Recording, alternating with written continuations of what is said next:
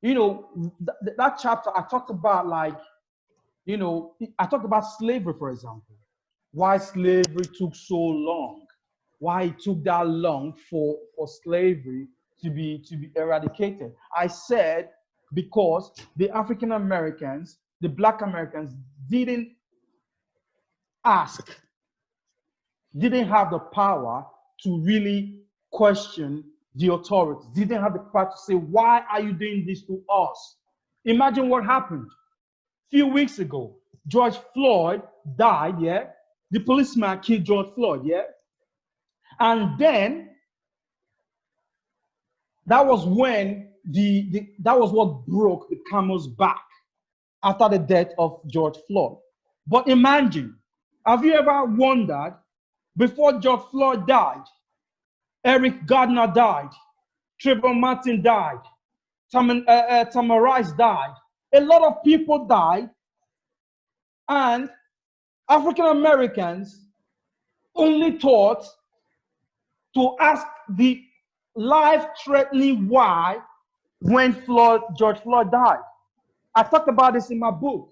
Like, the reason slavery lasted that long is because African Americans didn't have the power to ask the question, why are you doing this to us? When you ask that question, be ready to die for that question. Because when you ask that question during those days, you will be lynched, you will be killed, your balls will be cut off because you asked the question. But if you want to cut my balls off, I'd rather you cut it off properly. But I will ask you, why are you doing this to me? To create a change we desperately need. So my point is to really answer your question of how they can stop institutionalized racism, institutional problem in America, is they need to start asking why. Like, don't give the system the breathing space to breathe, because they gave the system, they gave the institution the opportunity to breathe when Trayvon Martin died, when Tamir Rice died, when Eric Garner died, when Castillo died. So they gave the system the opportunity to breathe. So when you come out and say the Black Lives Matter, you do it for 1 day, 2 days, and you go back in your room. Things never change. So African Americans, listen to this, African Americans had to wait for more than 10 more people to be killed by the police before they said, oh no, enough is enough. See, this is why I blame them partly. Apart from blaming the institution for not creating the opportunity for them to strive and change the system, that's why I said I blame them for, letting things stay this long, lie this long, for a lot of people to die before you say, no, enough is enough. So this is the problem, which I talked about in my book, in the chapter where I talked about the power of why. So for them to be able to change this institutional problem, they need to be able to ask why we are being oppressed, and be ready to die for that question. Because if you ask why, you will be lynched, you will be ostracized by the media, you will be lynched by the media, which was what happened to Mr. Colin Kaepernick, which I also talked about in my book.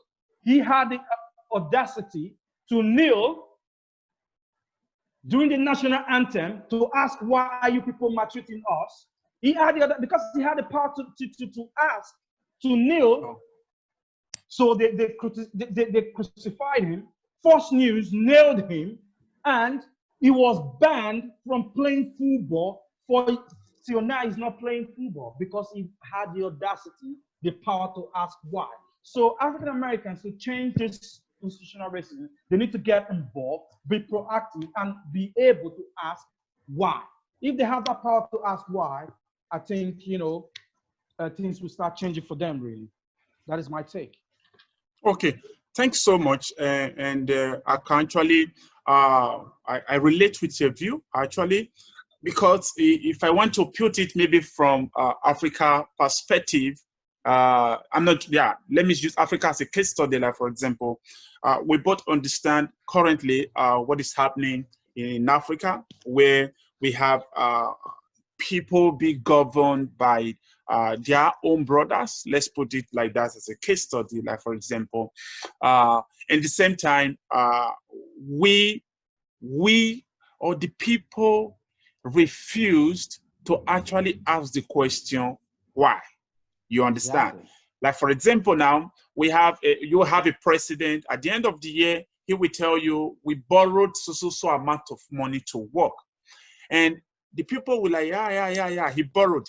They are happy because their government took a loan from the Western world, like, for example, but they failed to understand, they failed to ask the question why such money was borrowed and how do you utilize such money.